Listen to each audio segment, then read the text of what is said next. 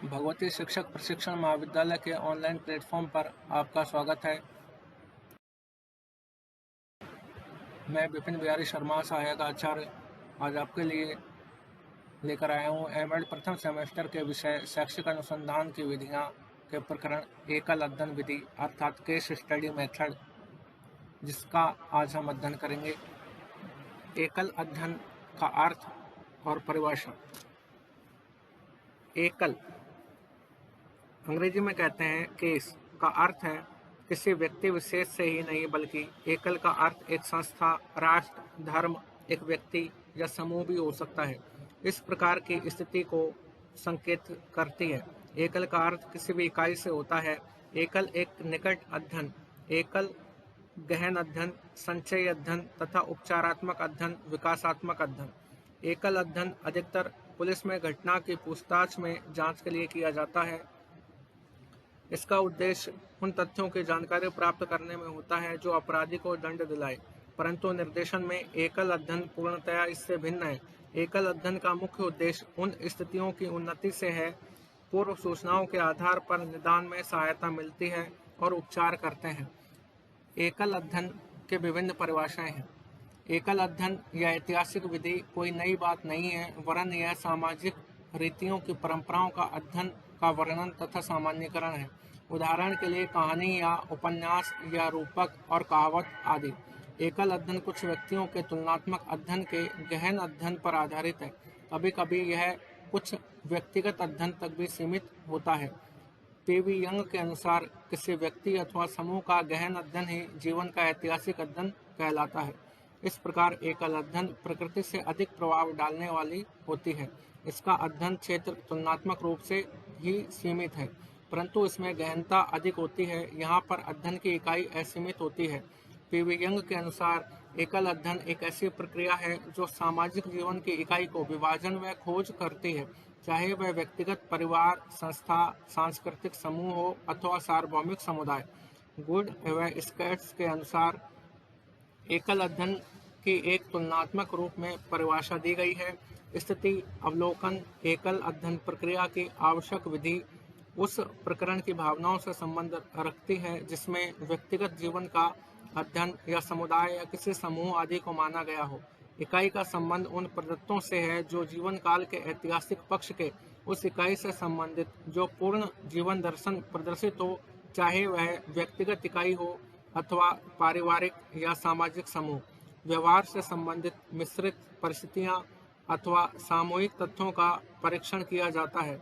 उन तथ्यों का संकलन जो कि संबंधित बातों से जुड़ा है, यह जानने के लिए उन वर्तमान स्थितियों व तथ्यों को प्रकट करते हैं। उपरोक्त स्थिति अवलोकन की परिभाषा वास्तविक अर्थों में उपयोगी है।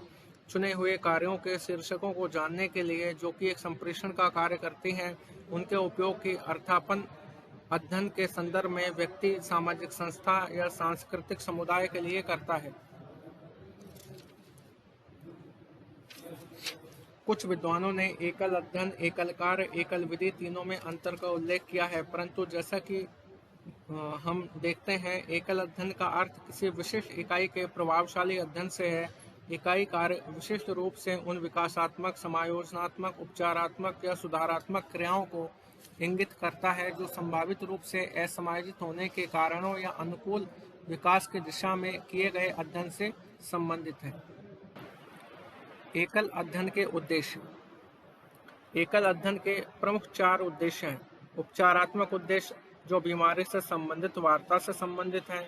निदानात्मक उद्देश्य जो कमजोर विद्यार्थियों को शिक्षण से संबंधित परिस्थितियों में उपचारात्मक निर्देशन देने से संबंधित होता है। शैक्षिक व मनोवैज्ञानिक समस्याओं से संबंधित तथ्यों का अध्ययन करना है। अन्य सूचनाओं को एकत्रित करना, यह एक अनुकरणीय कार्य भी हो सकता है। एकल अध्ययन की आवश्यकता है। अवस्थाएं। एकल अध्ययन की अवस्थाओं का देखेंगे। किसी एकल अध्ययन का 3 अवस्थाओं में अध्ययन किया जा सकता है। पिछली बातों का वह अवलोकन जो अतीत के जीवन से संबंधित है और उन लिखित तथ्यों के आधार पर स्थिति को जानने में उपयोगी होते हैं।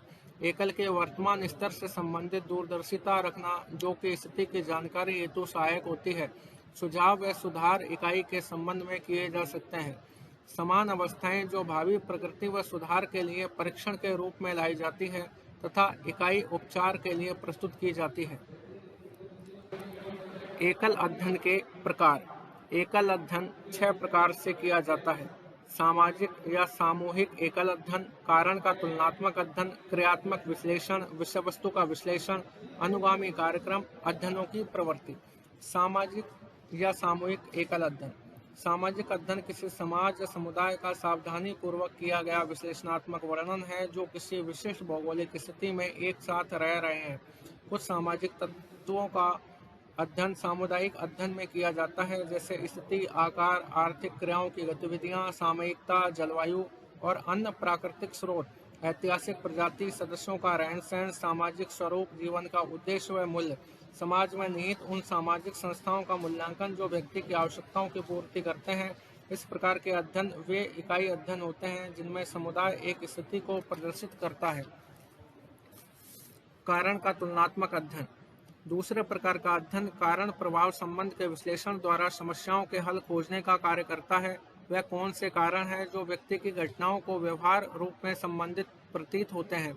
वर्णनात्मक अनुसंधान की विधियों के द्वारा इन कारणों के पारस्परिक महत्व को भी प्रकट किया जा सकता है। क्रियात्मक विश्लेषण। क्रिया विश्लेषण या क्रियाओं के विश्लेषण या वे प्रक्रियाएं जो उद्योगों या विभिन्न प्रकार की सामाजिक संस्थाओं में व्यक्ति विशेष महत्वपूर्ण है, समस्त जिम्मेदारी के स्तर पर अथवा किसी भी कार्य क्षेत्र में प्रक्रियाओं का विश्लेषण उचित है। सामाजिक पद्धति में अध्यक्ष, प्रधानाचार्य, अध्यापक और प्रबंधकर्ताओं के कार्यों का सावधानी पूर्वक विश्लेषण किया गया हो, यह जानने के लिए कि यह व्यक्ति क्या करते हैं और उन्हें क्या करने में सक्षम होना चाहिए। The commonwealth of teacher training studies ने कई हजार अध्यापक के कार्यों का विश्लेषण और प्राचीन लेखकों के उन विचारों का भी अध्ययन किया जो अध्यापक की अतिरिक्त क्रियाओं से संबंधित थी। यह अध्ययन कार्टर व वेपल्स के निर्देशन में हुई उन हजारों अध्यापकों की उन क्रियाओं का विश्लेषण प्रस्तुत करती है। विषय वस्तु या अभिलेख विश्लेषण। पाठ्यवस्तु विश्लेषण को कभी कभी लेख विश्लेषण भी कहा जाता है। यह वर्तमान प्रमाण या लेख के आंकड़ों के स्रोत हैं। विभागीय प्रमाण व वृत्तांत, छपे हुए फार्म, पाठ्यपुस्तकें, संदर्भ पुस्तकें, पत्र, आत्मकथा, डायरी, तस्वीरें, फिल्में व कार्टून इत्यादि। लेकिन लिखित प्रमाण स्रोतों का प्रयोग करते समय इन तथ्यों को ध्यान में रखना आवश्यक है कि छिपे हुए आंकड़ों का विश्वसनीय होना आवश्यक नहीं है। लिखित प्रमाणों का मूल्यांकन जो व्याख्यात्मक अनुसंधान में प्रयुक्त हुए हैं, आलोचना उसी प्रकार की होनी चाहिए जो कि लेखकों द्वारा प्रयुक्त हुए हैं। यह विषय वस्तु या लेख प्रमाण विश्लेषण का अनुसंधान में महत्वपूर्ण योगदान है।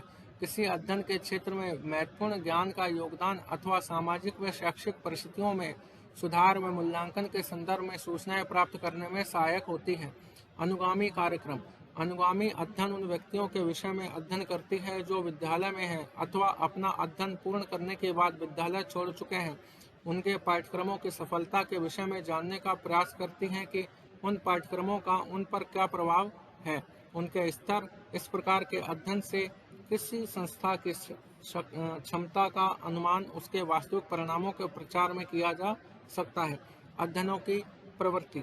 व्याख्या विधि का यह एक रोचक प्रयोग है। संक्षिप्त में यह प्रामाणिक आंकड़ों के कालानुक्रमिक निर्धारण पर आधारित है। यह संकेत करते हुए कि अतीत में क्या हो रहा था तथा वर्तमान परिस्थितियां किस ओर इंगित करती हैं और इन आंकड़ों से आगे का भविष्य क्या होगा। प्रवृत्ति अध्ययन के विकास का उदाहरण प्रस्तुत किया गया है। इस प्रकार का अध्ययन किसी भी क्षेत्र से संबंधित महत्वपूर्ण आंकड़े तैयार करते हैं। यह प्रवृत्ति कॉलेजों के अधिकारियों के लिए अधिक महत्वपूर्ण और उपयोगी है जो कि विद्यालय में भवन व सामग्री उपलब्ध कराने, अध्यापकों या वित्तीय सहायता उपलब्ध कराने तथा विद्यालय में अग्रिम उच्च शिक्षा के विस्तार के लिए आवश्यक है। उच्च शिक्षा अध्ययन में बोर्ड ने यह भविष्यवाणी की कि आने वाले समय में विश्वविद्यालय व महाविद्यालयों में युवकों की भीड़ बढ़ जाएगी। उत्तम एकल अध्ययन विधि की विशेषताएं। एकल अध्ययन के संतोषजनक परिणामों के लिए सतत प्रदत्तों का पूर्ण होना, वैध होना, विश्वसनीय चयन और वैज्ञानिक संगठन होना अत्यंत आवश्यक है। पहला है निरंतरता। किन्हीं दो क्रमबद्ध किए गए मनोवैज्ञानिक सफल परीक्षणों से संबंधित सूचनाओं के बीच सतत किसी ऐच्छिक अंतराल में ली गई हो और किसी प्रमाणिक प्राथमिक विद्यालय के स्तर का प्रमाण हाई स्कूल के संदर्भ में लिया गया हो।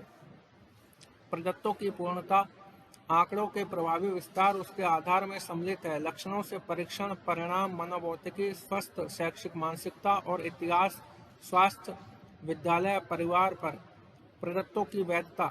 एक संदेहास्पद जन्मतिथि की सत्यता की जांच ब्यूरो ऑफ वाइटल स्टैटिस्टिक्स और व्यवसाय संबंधी प्रमाणों द्वारा नियुक्ति करने वाले के संदर्भ में जानकारी प्राप्त की जा सकती है। आलेख की गोपनीयता।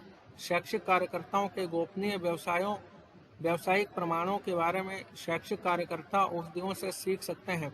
अध्यापक की व्यक्तिगत कठिनाई और छात्र अनुशासन से संबंधित असफलता, उपलब्धि या मानसिकता आदि समस्याओं को गोपनीय रूप से अंकित करना चाहिए। वैज्ञानिक विश्लेषण। यह उन प्रमाणों की व्याख्या है जो एकत्रित प्रमाणित आंकड़ों से संबंधित है। यह आकस्मिक घटक की पहचान में निदान को स्वीकार करता है एवं उपचार को देखते हुए तथा प्रगति की प्रक्रिया को देखते हुए रोगों के लक्षणों का निदान बताता है। यदि किसी एकल अध्ययन में यह सब गणना है तो वह सबसे उत्तम एकल अध्ययन विधि कहलाती है। एकल अध्ययन को गहन अध्ययन कहते हैं। एकल के प्रदत्तों के स्रोत निम्नलिखित स्रोतों को प्रयुक्त करते हैं। व्यक्तिगत आलेख, जिसमें डायरी, आत्मकथाएं, स्मृतियां, पत्र व स्वीकारोक्तियां आदि हैं। अगला है जीवन वृत्त आलेख। यह व्यक्ति के जीवन की उन घटनाओं के विषय से संबंधित है जो व्यक्ति से संबंधित रहते हैं। अगला संबंधित व्यक्ति, माता पिता, पड़ोसी, मित्र, अध्यापक आदि इसमें सम्मिलित हैं। अगला है राजकीय आलेख। बाल पुस्तकें, विद्यालय, प्रमाण, पुलिस, कोर्ट, संगठित सैन्य संगठन, क्लब, संस्था आदि। अगला है प्रायोज्य द्वारा स्वयं करना। व्यक्ति स्वयं के बारे में सूचनाएं प्रस्तुत करता है। इन स्रोतों का विवरण देखते हैं। व्यक्तिगत आलेख, इसके अंतर्गत जीवन की घटनाओं व उसकी प्रतिक्रियाओं व समुदायों के अनुभवों को जो लेखक के व्यक्तित्व के सामाजिक संबंध व जीवन के दर्शन से प्रभावित करता है। जीवन इतिहास, यह तथ्य व घटनाओं का मिश्रण है। विषय स्वयं तथा उसमें संबंधित क्रियाएं हैं। यह अनुभवों का प्रतिनिधित्व करती हैं जो लेखकों के जीवन को प्रेरित करती हैं और जीवन दर्शन से संबंधित है। संबंधित व्यक्ति, विषयी के जीवन में विभिन्न तथ्यों पर भिन्न भिन्न व्यक्तियों के विचारों द्वारा विचार किया जाता है। यहाँ कार्य दक्षता पर पक्षपात तथा गलत व्याख्या की संभावना अधिक होती है और यहाँ यह अनुसंधानकर्ता की विभेदीकरण क्षमता ही सत्य तथ्यों व पक्षपात में अंतर कर सकती है। व्यावसायिक आलेख, अधिकतर सामाजिक तथा विद्यालय जीवन के व्यावसायिक प्रमाण से प्राप्त किए जा सकते हैं। सेवा पुस्तिका तैयार की जाती है। व्यक्ति स्वयं, कई बार रोगी या विषयी स्वयं ही प्रयत्नों का मुख्य स्रोत होता है, फिर भी यहाँ पर सूचनाओं को विश्वसनीयता कम होती है। एकल अध्ययन के सोपान। अन्य अध्ययन विधियों की भांति एकल अध्ययन को एक वैज्ञानिक विधि के रूप में स्वीकार किया जाता है तथा इसमें उन्हीं की भांति उन्हीं मानदंडों को प्राप्त करने के लिए सामान्यतः उन्हीं सोपानों का अनुसरण किया जाता है। इसी प्रकार यह उन समस्याओं को लेती है जो अपने प्रकार के अलग ही हैं। निम्न सोपानों के आधार पर अध्ययन संपादित किया जाता है। प्रथम सोपान, स्थिति का स्तर या अध्ययन का केंद्र। द्वितीय सोपान, आंकड़ों का संकलन, परीक्षण तथा इतिहास। तृतीय सोपान, कारण प्रभाव के लक्षणों की पहचान। चतुर्थ सोपान, सामंजस्य तथा उपचार। पंचम सोपान, अनुगामी सेवा कार्यक्रम का आयोजन। विस्तार से हम इनको देखते हैं। स्थिति का स्तर या अध्ययन का बिंदु। एक एकल के रूप में आवश्यक स्थिति को पहचानना, व्यवहार के तथ्य या जीवन के विभिन्न पक्षों का अध्ययन होता है। उदाहरण के लिए पठन अयोग्यता, आलस्य से कार्य करने की अभ्यस्तता, संगीत में विशिष्ट योग्यता व उच्चतम मानसिक स्तर, व एक परिवार का पोषणकर्ता जो बिना कार्य के है। विशिष्ट रूप में एकल की स्थिति पर ध्यान केंद्रित करने की इकाई बन चुकी है। यद्यपि अनिर्देशन में विषय केंद्रित अथवा अनिर्देशित सांत्वना में विषय केंद्रित होने पर नई दिशा प्रदान की है। जैसे ही अनुसंधानकर्ताओं के उपकरणों में अधिक शुद्ध तकनीकी और स्पष्ट ज्ञान का समावेश हुआ है, अधिक विभेदीकरण निर्णय प्रकाश में आए हैं, तभी से इकाई का उचित विस्तार करके पहचानने में काम आए। उदाहरणतः यह प्राकृतिक या किंचित स्पष्ट कुसमायोजित और अपंग व्यक्ति एकल अध्ययन में ध्यान आकर्षित करते हैं। आंकड़ों का संकलन। यह एकल अध्ययन का द्वितीय सोपान है, परंतु इसमें उन तथ्यों की खोज पर बल दिया जाता है जो बाद में समस्या को ढूंढने, उन्हें पहचानने व उसके निदान में सहायक होते हैं, जिसमें परीक्षण व इतिहास की रूपरेखा, व्यक्तिगत आलेख, जीवन इतिहास, आत्मकथा, आत्मलेख व डायरियां सम्मिलित हैं। अगला है आकस्मिक कारकों की पहचान तथा उपचार। उपचार के ढांचे पर उस सिद्धांतों को बनाना या उसके ऊपर की परिकल्पना क्या है, कारण जानने के बाद निदान आगे बढ़ता है। व्यक्ति का व्यक्तित्व सामाजिक स्वरूप से व शैक्षिक समस्याओं के समाधान के लिए इस समूह के अंतर्गत मानसिक व भौतिक रूप से अपंग व्यक्ति आते हैं, जो सामाजिक व भावात्मक रूप से कुसमायोजित हैं तथा अपनी अधिगम क्षमता से कम सीखते हैं। वे छुपी हुई प्रतिभाएं जिन्हें उचित प्रेरणा न मिल पाने के कारण उभरने का अवसर नहीं मिलता है।